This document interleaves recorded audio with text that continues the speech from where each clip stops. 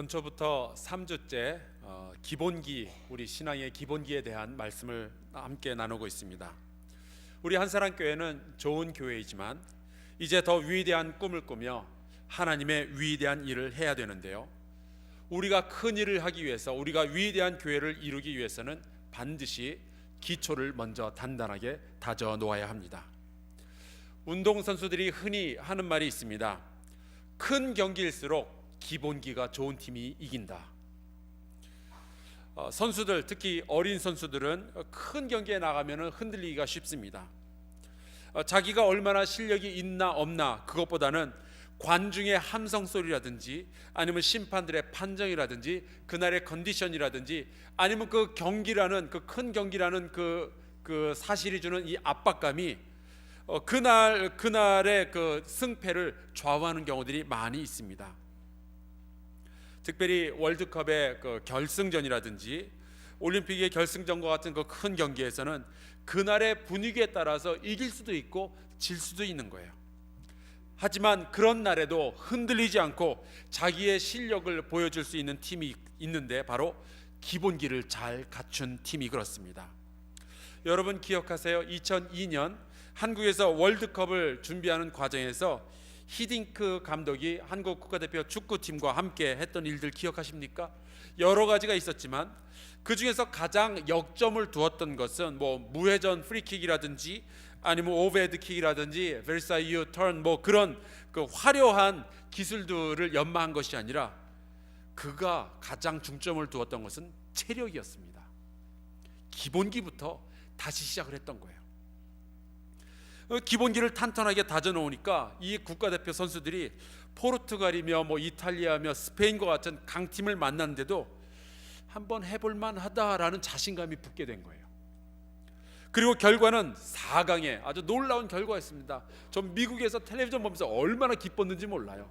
기숙사에서 한밤중에 남들이 자건 말건 우와 소리를 내면서 그 경기를 봤어요. 4강에 들어갔습니다. 그것이 기본기의 힘이에요. 참고로 제가 째째하게 남이 성적 안 좋고 잘 못한 거 가지고 좋아하고 그런 사람은 아니지만 일본은 9등. 그런데요, 기본기가 좋으면은 어쩌다가 한번 우승한 걸로 그치는 것이 아니라 좋은 성적을 계속적으로 보여줄 수 있는 토대가 됩니다. 이제 소치 올림픽이 3주 앞으로 다가왔습니다. 이번에 금메달을 기대하게 하는 여러 선수들이 있는데 그 중에 한 사람이 바로 빙속 여제라고 불리는 이상화 선수예요. 얼마 전에 이 이상화 선수에 대해서 그 김관규 대한 빙상 경기 연맹 전무가 한 이야기가 동아일보에 기사로 나왔습니다. 이분이 이런 말을 해요. 이상화 선수는 많은 훈련으로 기본기가 탄탄하기 때문에 앞으로도 계속 좋은 모습을 보일 수 있습니다. 그러고 보니까 지난 몇 년 동안 계속 이 이상화 선수는 우승을 계속적으로 차지했고 그 세계 신기록을 몇 번을 갱신을 했는지 몰라요. 빙속 여제라는 별명은 남들이 가지지 못한 어떤 화려한 특별한 기술을 가져서가 아니라 어쩌다가 운이 좋아서 한번 우승했다고 붙여진 것이 아니라 계속적으로 많은 훈련을 통해서 이 기본기를 갖췄기 때문에 계속적으로 좋은 성적을 내고 그래서 붙여진 아주 영예로운 별명입니다. 결국에 큰 경기, 세계 최고의 위치에서 큰 경기에서 계속적으로 이길 수 있는 그 힘은 기본기에 있다라는 것을 이 이상화 선수가 증명을 하고 있는 거예요. 오늘날 이 세상을 살아가는 신앙인들의 하루하루는 그야말로 큰 경기를 앞에 둔 운동 선수들과 같습니다. 예전에 이승우 씨가 쓴 소설들 가운데 태초에 유혹이 있었다라는 소설 제목이 있었어요. 그런 것처럼 마귀가 우는 사자와 같이 우리를 노리고 있습니다. 우리에게는 너무나도 많은 유혹이 사방에서 우리에게 몰려와요. 가정들이 깨어지고 있고요. 우리의 자녀들의 미래가 자꾸만 무너지고 있습니다. 어쩌다가 우리가 한번 승리를 했다고 해서 자축하기에는 너무나도 많은 도전들이 우리 앞에 놓여져 있어요. 설교 시간에 뭔가 큰 깨달음이 있었다고, 부흥에서 큰 은혜 한번 받았다고, 기도원 가서 큰 은사 한번 받았다고 우스거리기에는 우리를 향한 세상의 도전들이 만만치가 않아요. 세상의 도전도 참 견디기가 힘든데 내 안에 들어있는 이 죄성은 더 이기기가 힘이 듭니다. 이 상황에서 구원받은 주의 백성으로서 거룩한 삶을 매일매일 살아가기 위해서는 신앙의 기본기를 철저하게 갖추고 있어야 됩니다. 바로 예배와 사귐과 섬김과 배움, 그리고 기도라는 이 기본기예요. 그것이 초대교회가 가졌던 단순했지만 가장 강력했던 무기였고, 그것으로 그들은 세상을 바꾸어 놓았습니다. 오늘날 우리도 이 일을 할 수 있습니다. 2부 예배 때는 리액션이 적어가지고 제가 야단 한번 쳤는데, 우리 3부 예배는 잘 하시잖아요. 아멘. 지난주에 우리 기본기들 가운데 하나인 그 사귐의 영적인 의미에 대해서 큰 그림을 한번 말씀을 드렸습니다. 그런데요, 성도 간의 사귐을 갖는다는 것이 그렇게 말처럼 쉽지는 않아요. 특별히 저희 한사랑교회 같은 교회에서는 주일 아침이면은 거의 2,000명 정도의 성인들, 그리고 600명 정도의 학생들이 몰려와서 예배를 드리게 됩니다. 어떤 성도가 이걸 보고 이런 말씀을 하시더라고요. 주일 아침이면 난리라고.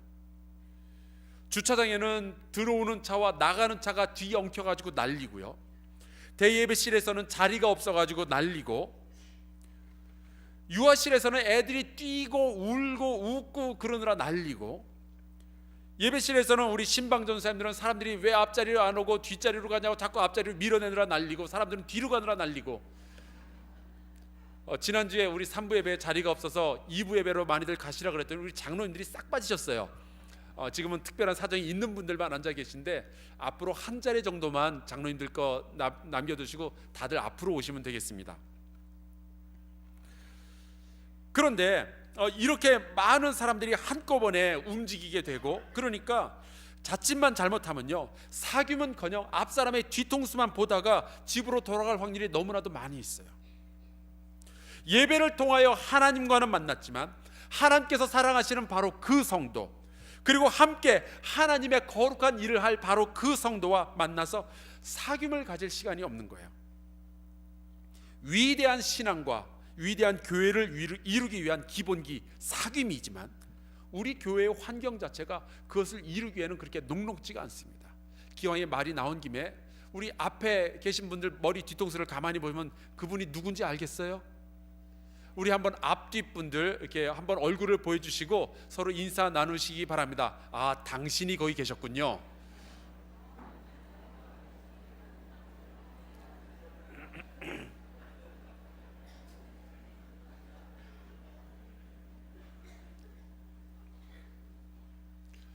자, 이렇게 2,000명이나 되는 성인들이 주일날 아침이면 우우 모였다가 난리를 치고 예배를 드린 다음에 이제 돌아가게 되는데, 이 상황에서 이 문제들, 사귐의 문제를 우리가 어떻게 해결하면 될까요?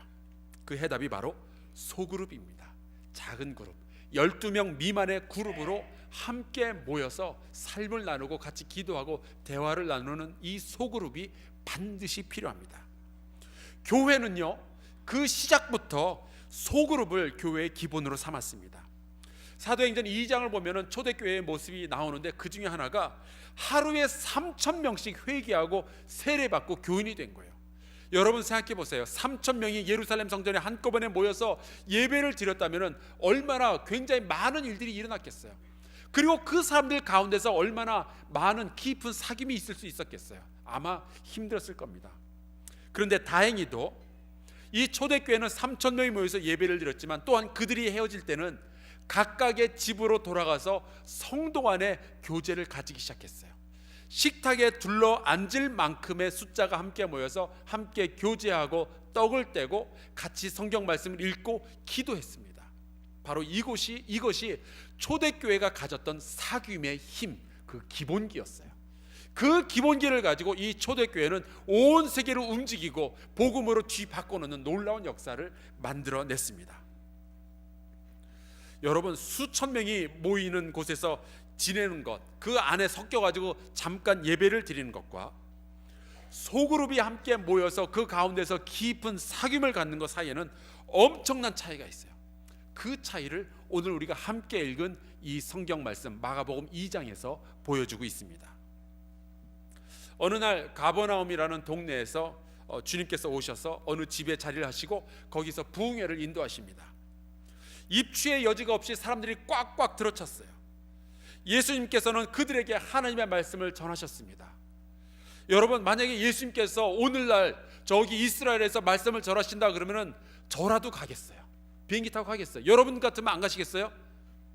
가실 거면 같이 가자고요. 우리 이제 단체 할인받게. 근데 성경에는 몇 명이 거기에 가버나움에 들어찼다라는 이야기는 없지만 왠지 모르게 저는 거기에 2,000명 정도의 성인과 600명의 학생이 있을 것만 같아요. 그리고 이 이야기에는 중풍병자 한 사람이 등장합니다. 이 사람은 부족함이 있는 사람이었어요. 치유가 필요한 사람입니다. 여러분, 그 집에 모였던 수천 명의 사람들 다 예수님 만나길 원했어요. 모두가 다 예수님에게 관심을 가졌고요, 모두가 다 하나님의 말씀을 듣기 원했습니다. 그러나 그 모든 사람들이 다 이 중풍병자에게 관심을 가지진 않았어요. 어쩌면 이 사람들은 모두 누군가가 예수님에게 병에서 고침을 받았다 그러면 박수칠 준비는 했을지도 모르겠어요. 그러나 이 중풍병자의 필요를 이해하고 그의 이야기를 듣고 그의 사연을 듣고 그를 위해서 그에게 사랑을 부어주며 그를 위해서 희생을 각오한 사람들은 없었을 겁니다. 오직 이 중풍병자에게는 4명의 친구가 있었을 뿐이에요. 저는 여러분 모두가 우리 한사랑교회 식구가 되신 것을 환영하고 축복합니다. 그러나 저는 여러분들이 이 2,000명의 성인들 가운데서 특별히 이런 4명의 친구를 가졌던 이 중풍병자처럼 여러분들의 신앙을 책임져주고 여러분들의 필요를 채워주려 하고 여러분들을 위해서 기도해주는 이 신앙의 친구들, 이 깊은 사귐을 좀 가지길 원해요. 이 이야기에서 보면요, 4명의 친구들이 중풍병 걸린 친구를 그 침상 위에 누워 있는데 이 침상을 들고 침상째 가지고 예수님께 나아갔습니다. 제가 몇 년 전에 여러분과 그 저녁 예배 시간에 잠깐 나누었던 내용인데요, 예수님께서 사시던 시대에 사람들이 눕는 침상은 그림에서 보시는 것과 같이 생겼습니다.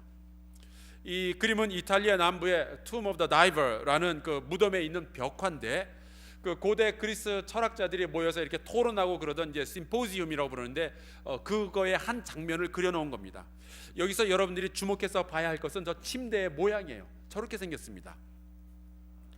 어떤 분들은 왜 베데스다 연못가에 있었던 38년 된 병자가 병고침을 받고서 그 누워있던 돗자리를 둘둘 말아가지고 걸어가다가 바리새인한테 야단 맞았다 뭐 그런 식으로 이야기를 하는데, 사실은 그게 아니에요. 돗자리 좀 들었다고 해서 그게 무슨 죄가 되겠어요? 아니에요. 돗자리가 아니라 저런 침상입니다. 지금 보시는 이 그림은 제가 미국 캘리포니아에 있는 그 게티 뮤지엄이 있는데 거기에 그 고대 그리스 로마 시대의 그 물병입니다. 그 물병에 그려진 그림인데요, 그 주인공이 하의를 입지 않아서 제가 민망해서 그 모자이크 처리를 했습니다. 거기에 관심 갖지 마시고요, 그 사람 등에 있는 물건을 한번 보시기 바랍니다. 이 등에 실려 있는 것이 바로 이 침상입니다. 크라바토스라고 불리는 건데, 오늘 우리가 읽은 이 본문에 나오는 침상, 그것이 바로 이겁니다. 이 중풍병자는요, 병의 고침을 받은 다음에 저렇게 그 침상을 메고 뚜벅뚜벅 걸어서 나갔을 거예요. 이스라엘과 같은 이 중동 지방에는 저런 침상이 꼭 필요했습니다. 왜냐하면 그 동네에는 전갈, 독사 이런 것들이 많이 있어요. 여러분, 그냥 바닥에서 돗자리를 깔고 자다가 얼굴이 근질거려서 이렇게 만졌는데 전갈이 잡힌다고 생각을 해보세요. 또 가끔가다 정신 나간 독사들이 집 안으로 들어와서 있는데 그냥 바닥에 있으면은 잘못하면 독사한테 물릴 수도 있는 거죠. 그래서 저렇게 바닥에서 높이 띄워서 잠을 자거나 누워 있도록 그렇게 했습니다. 이 침상은 다른 말로는 클리네이라고 불리기도 했습니다. 그래서 이제 그리스 로마 시대의 병원에는 환자들이 누울 수 있는 이 침상들, 클리네이라는 것들을 이렇게 쫙 늘어놨고요, 거기에 환자들이 누워 있었어요. 그래서 요즘 말로 클리닉이라는 말이 있죠. 이 클리닉은 이 클리네이에서 온 말입니다. 이 침상은 편하기도 하고 또 사람을 안전하게 지켜주는 도구이기도 합니다. 하지만 이 클리닉이라는 병원에 가면은 이 침상은 병자들의 상징이었어요. 그들은 아프니까 침상에서 떠나지 못했고, 어쩌면은 몸이 완전하게 치유될 때까지는 이 침상 위에서 먹고 자고 그 위에서 살아야만 했습니다. 그런데 이 사람의, 이 중풍병자의 고통은 그냥 육체에만 제한되어 있는 것이 아니었어요. 이 사람은 사회로부터 버림받은 그 아픔, 영혼의 아픔을 가지고 살아야만 했습니다. 이 고대 그리스 로마 사회에서는 이런 육체적인 장애가 있는 사람을 인간 이하로 취급하는 것이 굉장히 보통이었습니다. 심지어 여러분들 잘 아시는 그 유명한 철학자 아리스토텔레스가 이런 말을 했어요. 장애를 가지고 태어난 아기는 반드시 내다 버려야 한다는 법을 국가가 만들어야 한다. 아주 못된 주장을 했어요. 유대인 사회에서는 이러한 중풍병자를 다른 방식으로 고통을 주었습니다. 바로 이 병, 장애, 이런 것은 다 죄의 결과다라고 이야기를 하는 거예요. 예를 들면 길을 가다가 그 예수님의 제자들이 나면서부터 장님된 사람을 보고 예수님께 이렇게 질문해요. 선생님, 이 사람이 누구의 죄 때문에 이렇게 장님이 되었습니까? 자기의 죄 때문입니까? 아니면 부모의 죄 때문입니까? 아마도 이스라엘 사람들은 이 중풍병자를 보면서 그런 생각을 했을 거예요. 야, 저 사람은 도대체 무슨 극악무도한 죄를 졌기에 저렇게 중풍병에 걸렸을까? 따라서 만약에 내 가족 중에 누군가가 장애를 가지고 태어났다든지, 아니면 그 사람이 중풍병에 쓰러졌다든지 큰 병에 걸렸다든지 그러면은 이것은 가문의 수치고 또 가문의 망신이었습니다. 그러니 이런 사회에서 이 중풍병자는 그야말로 가질 수 있는 게 아무것도 없는 거예요. 나는 살만한 가치가 있는 사람이다라는 그 기본적인 자존감조차도 가질 수 없는 것이 이 사람의 상황이었습니다. 그저 그가 가지고 있었던 것은 자신의 약함, 자신의 병듦, 자기가 저주받았음, 이것을 상징적으로 보여주는 이 반평짜리 침상밖에 없었던 거예요. 자기 자신의 일부분이었기 때문에 버릴 수도 없지만, 그렇다고 자랑스럽게 누구한테 내보이기도 싫은 이 나의 어두움, 나의 상처, 나의 약점, 바로 그것이 이 사람의 침상이었어요. 그런데 여러분, 우린 누구나 다 이런 침상 하나쯤 가지고 살아요. 저도 가지고 있고 아마 여러분들도 가지고 있을지 모르겠어요. 버릴 수 없는 나의 일부분이고 나의 과거 속에 남겨져 있는 깊은 상처지만, 누군가에게 보이기 싫은 바로 그 부분. 어떤 분은 두려움이라는 침상을 가지고 있고, 어떤 분은 어두운 과거라는 그러한 침상을 가지고 있어요. 어쩌면 이 침상은 실패했다라는 비참한 느낌이라든지, 다른 사람들하고 도저히 어울릴 수 없는 그 외로움, 나는 전혀 특별하지 않다는 낮은 자존감. 요즘 같은 세상에는 경제적인 어려움이 이 침상으로 작용을 합니다. 분명히 가지고 있는 나의 현실이지만 도무지 남한테 보여주기 싫은 바로 그 부분. 육체적인 병, 방탕한 자녀, 뛰어나지 않은 외모, 이 모든 것들이 우리에게 보여주기 싫은 침상으로 남겨져 있어요. 그래서 어떤 사람들은 삶의 많은 부분을 이 침상을 가리는 데 사용합니다.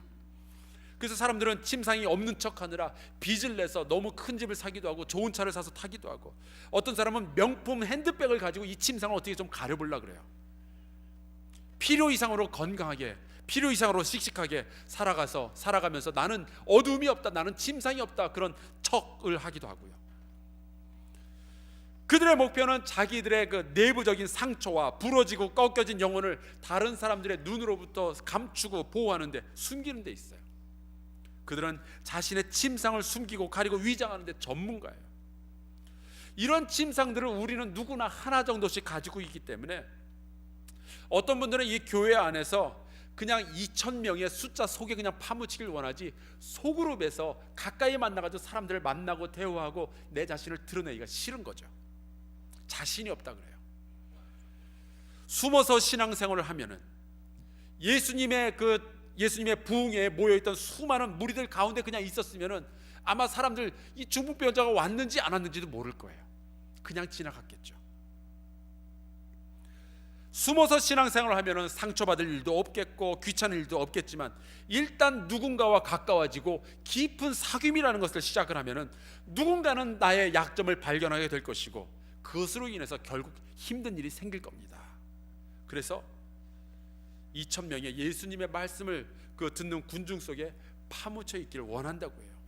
그래서 속회나 남선교회나 여선교회나 성가대, 큐티 모임 이런 소그룹에 참여하기 싫다는 거예요. 그저 내버려 두십시오.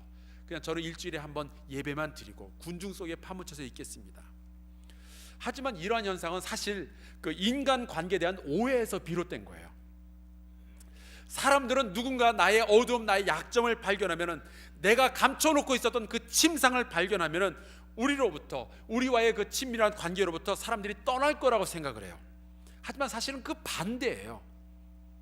우리는요, 우리의 약점을 드러내지 않고는 깊은 사귐 자체를 가질 방법이 없어요. 만일 우리의 약점을 드러내지 않고도 넉넉히 교제를 할 수 있다, 그거는 사귐이라고 부르지 않고 비즈니스라고 불러요.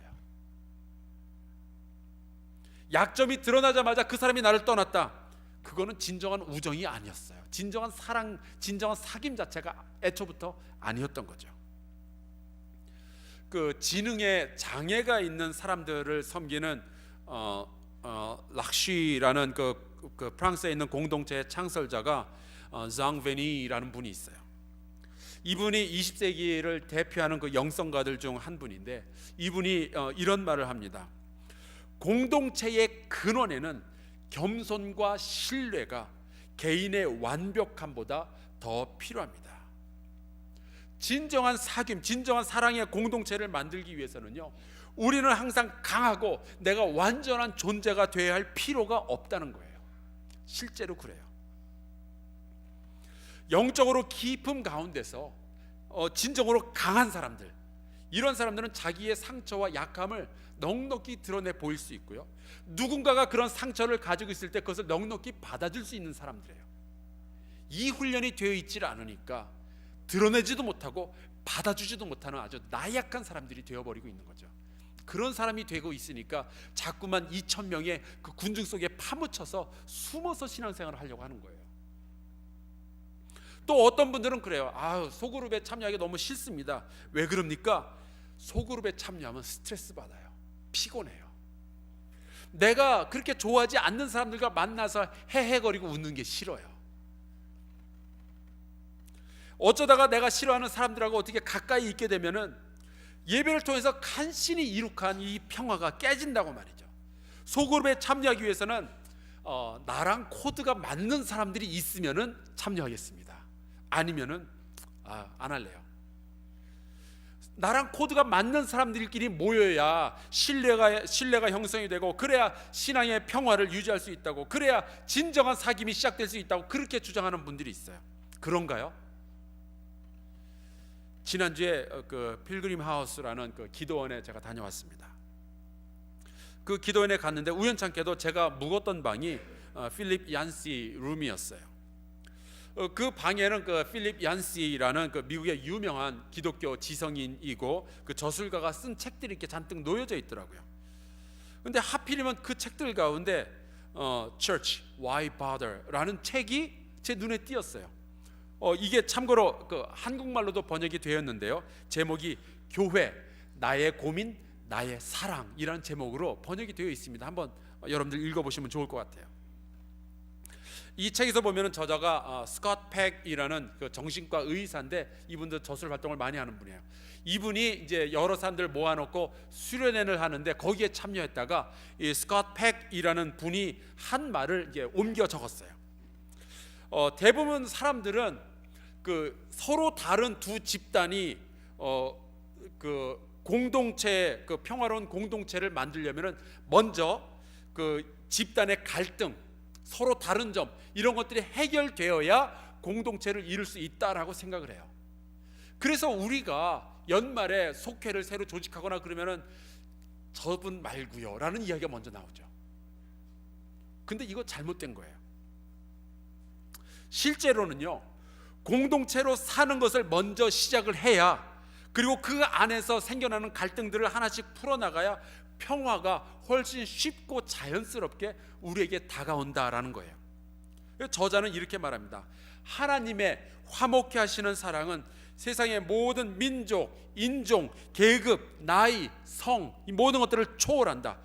공동체가 먼저다. 우리를 갈라놓는 갈등과 문제는 나중이다.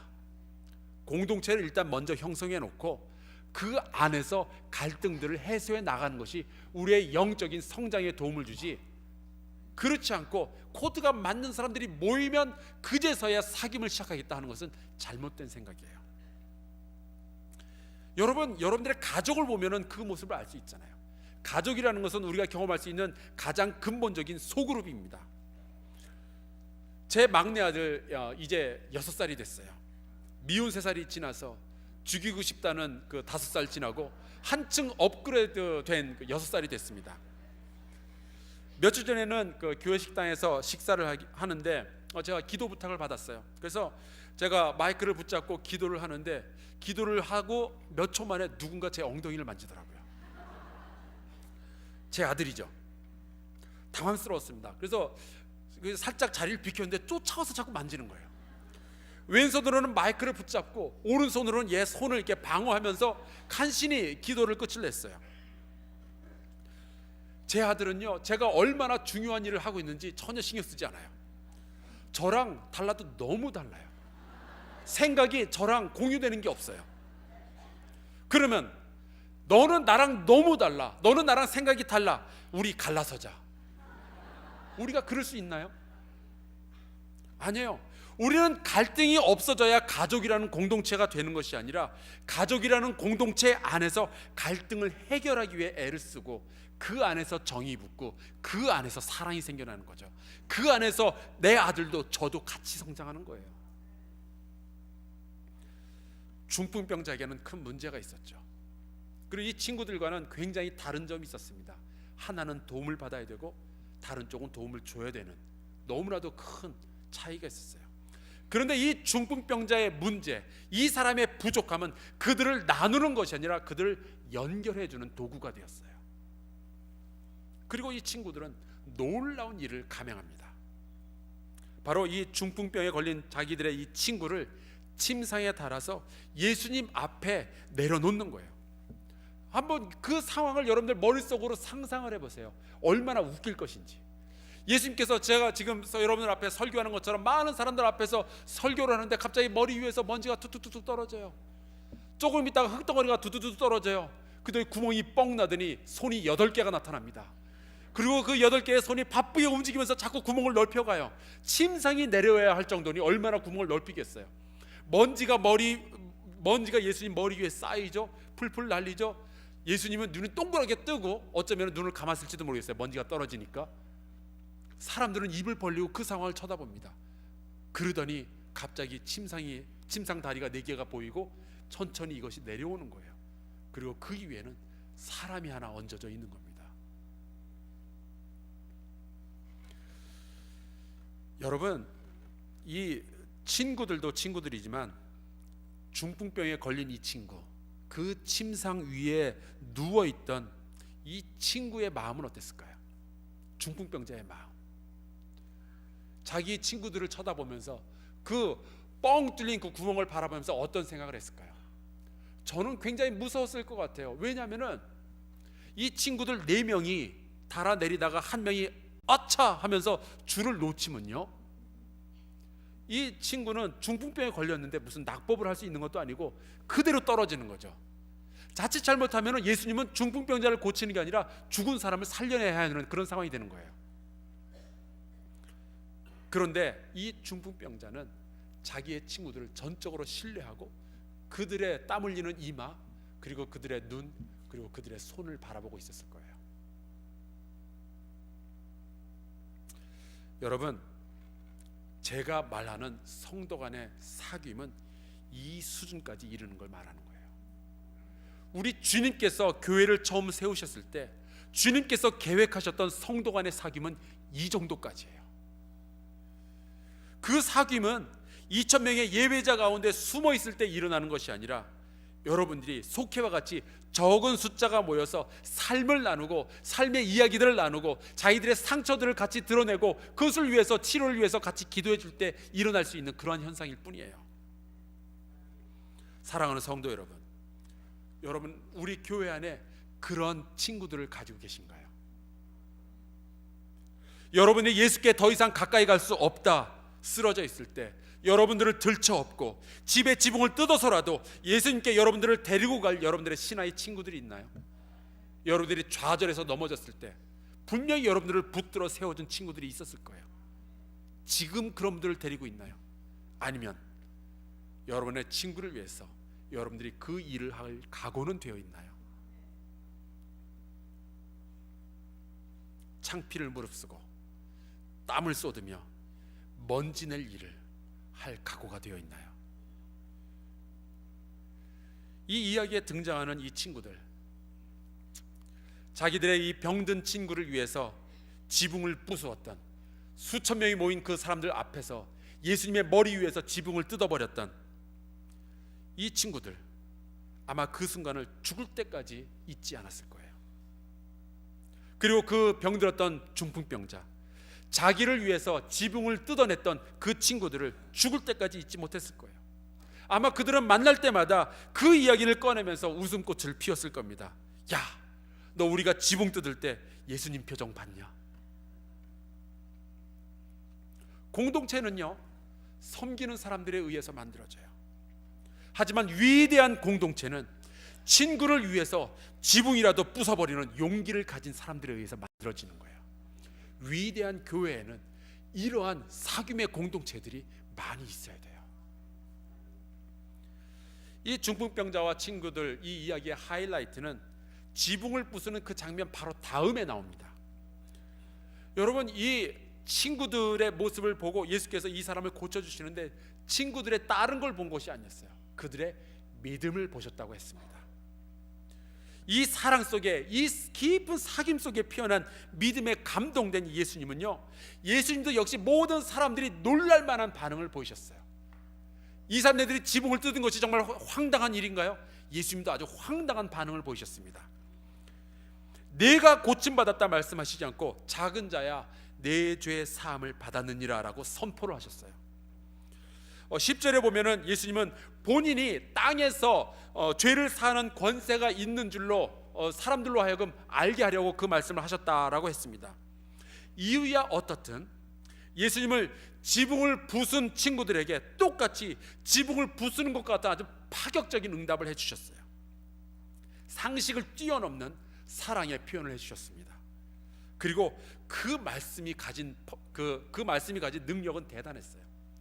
여러분, 많은 사람들이 이 중풍병자를 보고 저 사람은 무슨 죄를 지었기에 저런 아주 심각한 병에 걸렸을까라고 생각을 했습니다. 근데 예수께서 그 사람의 죄를 전부 다 사해졌다라고 선포하신 거예요. 이 중풍병자는 나의 죄가 사해졌구나, 그것도 알게 됐고요. 거기 있었던 많은 사람들은 저 사람의 죄가 사해졌구나. 이 중풍병자는 몸만 고친 것이 아니라 그 영혼까지도, 그리고 그 주변에 있는 많은 군중의 마음까지도 한꺼번에 예수께서 이 선포를 함으로 다 고쳐놓으신 거예요. 이 소그룹에서 시작된 이 깊은 사귐이 여기까지 상황을 이끌고 갔습니다. 만약에 이 중풍병자가 그 수많은 2,000명의 성인들 그 군중 사이에 그냥 섞여 있다가 집으로 갔었으면 아마 이 경험은 아무도 하지 못했을 거예요. 예수님이 감동받는 일도 없었을 거예요. 여러분, 우리 교회 공동체 안에서 일어나야 할 이 사귐은 여기까지 가야 됩니다. 사랑과 헌신을 통해서, 이 소그룹의 모임을 통해서 약점을 있는 그대로 드러내고 받아들이고 이해하고 서로 돕는 가운데 영적인 치유와 성장이 일어나야 돼요. 그것이 한사랑 교회라는 신앙 공동체를 향하신 하나님의 마음입니다. 그러려면은 우리는 2,000명의 그 예수님을 바라만 보는 그 공동체, 하나님의 말씀을 듣기만 하고 다시 뿔뿔이 흩어지는 그러한 공동체 안에서 숨어 있는 것이 아니라 다시 이 공동체 안에 있는 속회나 남선교회, 여선교회, 성가대, 아니면 여러 가지 봉사단체, 큐티 모임, 이런 자그마한 소그룹 안에 같이 포함돼서 들어가서 그 안에서 작지만 깊은 사귐을 가져야 돼요. 여러분의 삶을 바꾸는 것은 2,000명의 군중의 힘이 아니라 작지만 깊은 사귐을 가진 몇 명의 친구들이에요. 성경에는 나오지 않지만 이 치유받은 중풍병자는 자기가 누워 있었던, 자기의 그 아픔의 상징이었던 그 침상을 볼 때마다 자기의 친구들, 지붕을 부수고 기적을 만들어냈던 그 작은 소그룹, 그러나 위대한 소그룹을 기억했을 거예요. 그리고 그는 그의 인생에 있어서 가장 소중한 선물은 그의 다시 건강해진 육체가 아니라 그를 위해서 지붕을 부수었던 그의 친구들이었다고, 그들의 사랑과 헌신이었다고 고백했을 거예요. 사랑하는 한사람교회 성도 여러분이요, 하나님께서는 그리스도를 주로 섬기는 자들을 통하여 이러한 깊은 사귐의 공동체를 건설하기 원하십니다. 이 공동체가 바로 이 마가가 중풍병자와 그 친구들에게서 발견했던 것이고, 이 공동체가 바로 예수님을 감동시켰던 바로 그 공동체였어요. 2000년 전 전 세계를 움직였던 초대교회의 공동체는 바로 이 소그룹에서 시작이 되었습니다.